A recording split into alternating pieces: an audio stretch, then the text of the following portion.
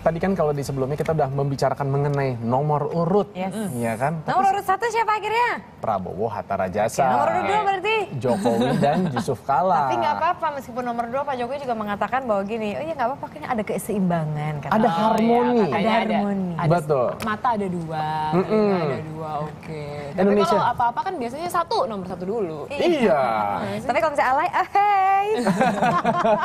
Jadi galau nih ya, karena yang beredar ini kan informasinya juga ya banyak masih yang negatif-negatif. Kampanye hitam. Iya. Itu masih sering banget loh di media sosial, saya dapat banget itu. Suka capek kadang-kadang sekarang lihat sosial media isinya kebanyakan itu. Tapi nggak apa-apa, yang penting kan sekarang calonnya ada 2, berarti otomatis kan nanti akan 1 putaran. Iya. Nah, kalau misalnya 1 putaran, kita dari sekarang itu adalah PR kita semua sebagai masyarakat Indonesia untuk riset masing-masing calon. Benar. Cari tahu rekam jejaknya. Iya, Itu sangat penting, riset sangat penting. Tapi kembali lagi gitu, kalau misalnya kita mau menyerap informasi seperti apa yang kita serap ya kan? Betul. Karena saat ini banyak sekali gitu, marak banget informasi yang memang hadir di sosial media itu yang banyak yang negatif dan juga sepertinya membingungkan datang dari mana gitu. Kadang-kadang kan dari blognya siapa. Bener. Jadi bener-bener ini dari mananya tuh harus bener-bener jelas dulu. Jangan-jangan ini ternyata disusupi oleh tim kampanyenya Setuju seseorang. sekali. Ya kan? Jadi penting sekali kita juga nih untuk kritis lah melihat tadi sumbernya dan juga peran dari media selain tadi yang media sosial tapi media massa.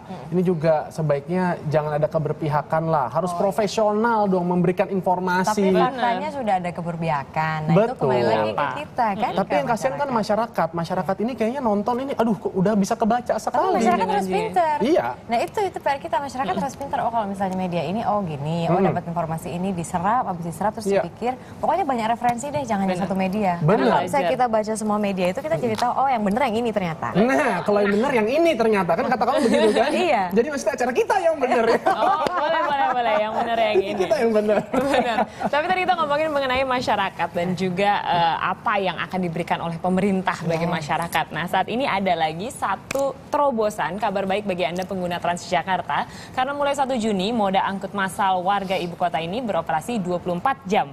Jadi pada tahap awal pelayanan nonstop ini akan berlangsung di 3 koridor, jadi pukul 12 malam hingga dengan pukul 5 pagi. Yeay.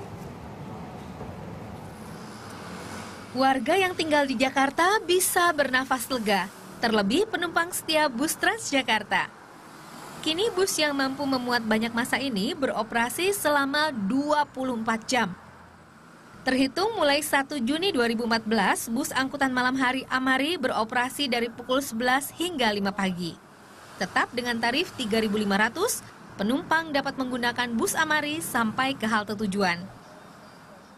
Salah satu yang mendapatkan manfaat dari operasi bus Transjakarta di malam hari adalah Dede Suwandi. Pria asal Bogor ini dapat menghemat ongkos perjalanannya.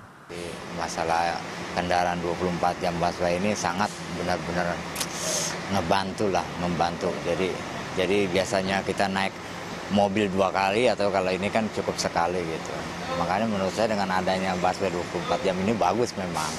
Sangat membantu, macam kayak kami ini kan yang setiap hari naik angkot kan begitu. Di salah satu halte Transjakarta, yaitu halte Harmoni, tidak banyak penumpang yang antre di tempat pembelian karcis. Belum ada juga penumpang yang turun naik berdesak-desakan memasuki bus Transjakarta seperti di jam-jam sibuk kerja. Pada hari pertama pengoperasian bus Amari atau angkutan malam hari Transjakarta, suasana di koridor 3 yaitu jurusan Harmoni Kalideres masih sepi dengan penumpang. Meskipun demikian, pengelola tetap menyediakan 3 bus yang digunakan untuk mengangkut penumpang dan 2 bus sebagai cadangannya. Beroperasi pada malam hari, keamanan tetap dilakukan seperti biasa. Penumpang tidak perlu khawatir karena sejumlah petugas tetap berjaga di 3 koridor yang beroperasi, yaitu Koridor 1, Blok M Kota, Koridor 3, Harmoni Kalideres, dan Koridor 9, Pinang Ranti Pluit. Nuranisa Hamdan, Wahyu Krisna melaporkan untuk NET. Ini tentunya langkah yang membanggakan bagi kita warga Jakarta karena memang sekarang sudah 24 jam. Tapi kembali lagi, di sini saya menemukan informasi dari kriminolog dari Universitas Indonesia, Josia Simon, yang menilai kalau rencana ini efektif pastinya gitu. Tetapi yang harus ditindaklanjuti memang kriminalitasnya gitu. Efek kriminalitasnya seperti apa dan pengawasan dari pemerintah. Karena kita tahu saat ini saja masih terbatas gitu kan pengamanan yang bisa dilakukan karena masih banyak sekali pelecehan seksual misalnya di dalam bus Transjakarta atau bus busway ini. Jadi diharapkan dengan 24 jam ini kan juga banyak sekali pasti wanita-wanita yang memang naik bus pada malam hari ataupun pagi hari. Jadi diharapkan memang petugas yang akan standby di sana harus benar-benar tegas gitu.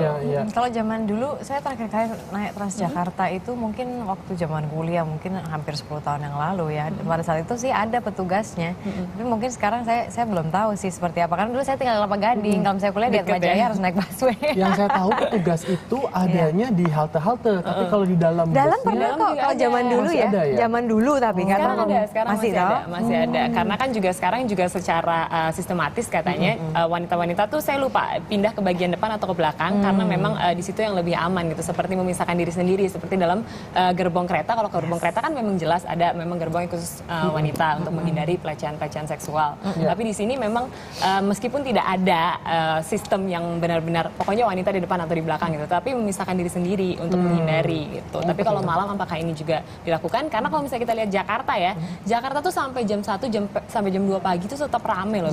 Masih macet banget. Apalagi di weekend. beda tipis sama Las Vegas lah. Oh iya, the city that never sleeps. Oh, oke. Tapi jangan khawatir, mungkin bagi Anda yang memang terbiasa menggunakan transportasi Transjakarta, harganya tidak berubah. Malam hari lebih mahal gitu, enggak. Tetap Rp3.500 saja. Efisien kan, murah kan? Rp3.500 berarti cuma naik Rp1.000 sejak 10 tahun yang lalu. Rp1.000 ya? Yes, Rp1.000. Nah, bagi Anda yang mungkin penasaran dan ingin tahu informasi lebih banyak lagi mengenai Transjakarta atau busway, mungkin bagi Anda yang pertama kali atau sudah lama tidak naik Transjakarta, bisa langsung buka di transjakarta.co.id karena ada informasi banyak sekali. Ada koridor rute dan juga tentunya ada peta di sini, cara penggunaannya seperti apa, tarif tiket seperti apa, layanannya seperti apa, fitur keamanannya seperti apa, seperti kata Shanas tadi katakan. Sip. Oke, berikutnya kita bicara mengenai nomor urut. Ayo. Saya Pak. Saya. Jadi kayak ini yang kemarin gambar jobat ulang tahun net gitu kan. Oh iya. 1-2 cia, dikit-dikit bisa, udah latihan, udah seminggu latihannya. Oh, saya kemarin nggak diajak bareng ya? Enggak, ya? jangan, nanti saya bisa kalah hits di sini ya. Oke, setelah